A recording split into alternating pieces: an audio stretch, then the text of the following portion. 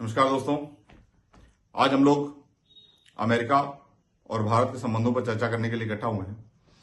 और क्यों, उसका कारण यह है कि अमेरिका में जब से राष्ट्रपति डोनाल्ड ट्रंप आए हैं, ये अमेरिका के संबंधों को रीशेप कर रहे हैं और उन्हें रीडिफाइन भी कर रहे हैं। और उसका कारण यह है कि ट्रंप एक व्यापारी हैं।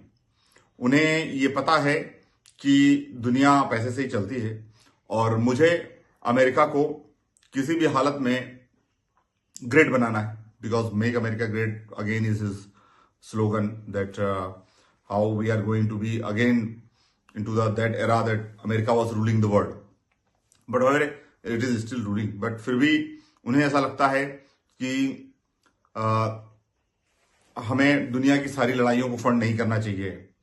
हमें अपने दोस्तों के साथ, अपने दुश्मनों के साथ रीडिफाइन करने चाहिए अपने रिलेशंस को। ऐसे में इंडिया पर भी उसका प्रेशर आ रहा है। हमारी स्टॉक मार्केट बराबर गिर रही है। पिछले 5 महीनों से हर महीने नेगेटिव रिटर्न देते हुए भारत की स्टॉक मार्केट ने एक रिकॉर्ड बनाना है कि 92,000 करोड़ रुपया, लाख करोड़ रुपया, लगभग $1 ट्रिलियन ऑफ फंड इंडिया की मार्केट से वापस चला गया, जो कि FIIs का था और जो है विभिन्न विदेशी इंस्टीट्यूशंस का था। तो वो क्यों? बहरहाल 5 महीनों से तो ट्रंप नहीं है, लेकिन उसके और भी कारण हैं, जैसे कि डॉलर का अप्रिसिएट होना, साथ में इंडियन जो कंपनीज हैं उनका अच्छा परफॉर्मेंस ना होना, तीसरी चीज और इंडिया की स्टॉक मार्केट का बहुत ऊपर होना जिसके कारण कि वैल्यूएशंस महंगे थे, चौथी चीज अमेरिका में ही अच्छे रिटर्न्स मिल जाना। बट इंडिया और ट्रंप के आने के बाद इंडिया अमेरिका रिलेशंस को थोड़ा सा शेकी हो गए हैं और थोड़ा सा डिस्टर्ब लग रहे हैं। उसका कारण यह है कि देखिए, पहला कारण यह है कि अमेरिका में ट्रंप ये चाहते हैं कि जो हमारे ऊपर जैसा टैक्स लगाएगा हम उसके ऊपर ऐसा टैक्स लगाएंगे। रीजन यह है कि अमेरिका में आप देखिए कि तो वहां की जो रोड्स हैं, जो वहां का इंफ्रास्ट्रक्चर है, जो वहां का हॉस्पिटल्स हैं, जो वहां की जो भी पब्लिक इंफ्रास्ट्रक्चर की जो चीजें हैं, वो देखिए बहुत पुरानी है। लगभग जो है वो 40 साल से पहले की सारे इंस्टीट्यूशंस और सारी जो इंफ्रास्ट्रक्चर वहां है वही चल रहा है। तो अब चीजें बदल रही हैं, तो अमेरिकन को ये लग रहा है कि भाई हम पूरी दुनिया में सबको फंड कर रहे हैं, सबको सब्सिडी दे रहे हैं, लेकिन हमारा क्या होगा। इसी चक्कर में ट्रंप ने कनाडा पे 25% टैक्स लगाया, मैक्सिको पे 25% टैक्स लगाया, चाइना पे पहले से जो टैक्स चला था उसके अलावा 10%, फिर 15% और टैक्स लगा दिया। उसके जवाब में भी इन तीनों देशों ने अमेरिका पे टैक्सेस लगाए। फिर उन्होंने कहा कि इंडिया जो है वो टैक्स टेररिज्म कर रहा है, टैरिफ टेररिज्म कर रहा है। मतलब इंडिया से जो एक्सपोर्ट्स यहां आते हैं, मतलब अमेरिका में हम इंपोर्ट करते हैं, हम तो उस पर कोई टैक्स नहीं लगते, पर वो लोग हम पे 100% टैक्स लगाते हैं।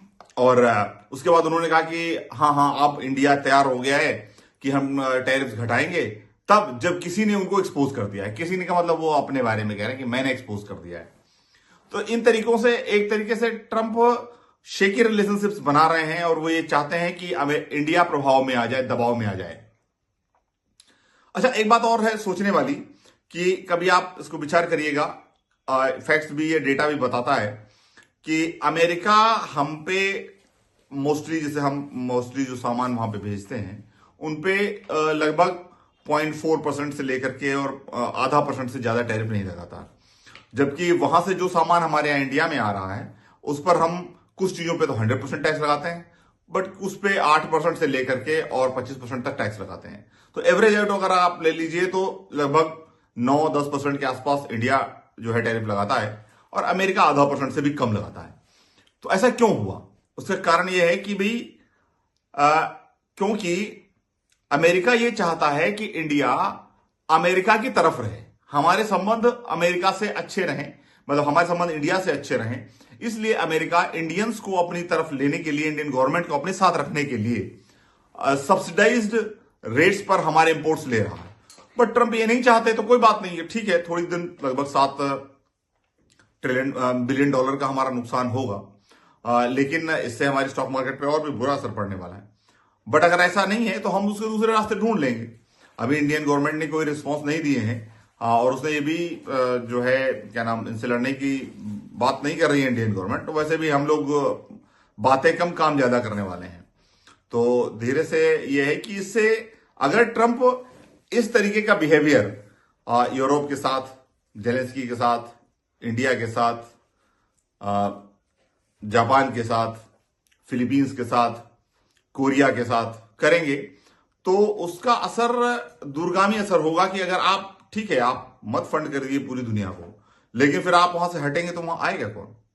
जिस जगह को आप खाली करेंगे उस जगह को कौन फुलफिल करेगा? सीधी सी बात है, जो आपका कंटेंडर है, और कंटेंडर कौन है? चाइना है। बिकॉज चाइना ने कहा कुछ दिन पहले ही, वहां के अभी 3 दिन पहले चाइना के जो फाइनेंस मिनिस्टर हैं वोंग वी, उन्होंने कहा कि the dragon and elephant should dance together, यानी कि अमेरिका से तुम भी पीड़ित, अमेरिका से हम भी पीड़ित, ऐसा करते हैं कि दोनों साथ रहते हैं। और दूसरी चीज, आप कनाडा को देख ही रहे कि कनाडा में नए प्रधानमंत्री जो आए हैं, उन्होंने कहा है कि कनाडा कभी भी अमेरिका का हिस्सा नहीं बनेगा, हम इंडिपेंडेंट हैं और इंडिपेंडेंट ही रहेंगे। तो ऐसी सिचुएशन में डोनाल्ड ट्रंप को, हाँ ये ठीक है कि आप जो है अपने अमेरिका को ग्रेड करिए, आपने डोजी डिपार्टमेंट स्टार्ट किया, एलोन मस्क अनावश्यक लोगों को निकाल रहे हैं बाहर, ठीक है, लेकिन आप पूरे वर्ल्ड को एक ही तराजू में नहीं तोल सकते हैं। फिर उससे क्या होता है कि आप जब सब आपसे सताए हुए होंगे ना, तो सब एक हो जाकर के आपसे भिड़ जाएंगे, तो या फिर आपको इग्नोर करना शुरू कर देंगे, आपको की चीजों को डिले करना शुरू कर देंगे। बिकॉज ट्रंप का तो 4 साल का ही कार्यकाल है, पर वर्ल्ड इकोनॉमीज तो लॉन्ग टर्म के लिए रिलेशन बनाती हैं। सो देखते हैं कि अमेरिका और इंडिया के रिलेशंस किस दिशा में जाते हैं। मुझे लग रहा है कि अल्टीमेटली इंडिया अब अमेरिका के लिए एक जरूरत है, क्योंकि जॉर्ज बुश हो, चाहे वो वहां के कई बिजनेसमैन हो, इवन एलोन मस्क ने भी ये कहा है कि we need Indian talent and we need India for us. तो कितना भी हो, कैसी भी चीजें अभी चल रही हो, ट्रंप की आदत है कि वो दिखाते ज्यादा है, करते कम है, और अल्टीमेटली वो इंडिया के सपोर्ट में ही आएंगे, और इंडिया के साथ जो है रिलेशंस उन्हें रखने ही पड़ेंगे। ये इसलिए नहीं कि हम पे कृपा होगी, ये इसलिए क्योंकि हमारे बिना उनको भी नहीं चलना है। तो इसलिए आशा करते हैं कि आगे चीजें ठीक ही होंगी, और जैसी भी चीजें होंगी मैं आपको अपडेट करता रहूंगा।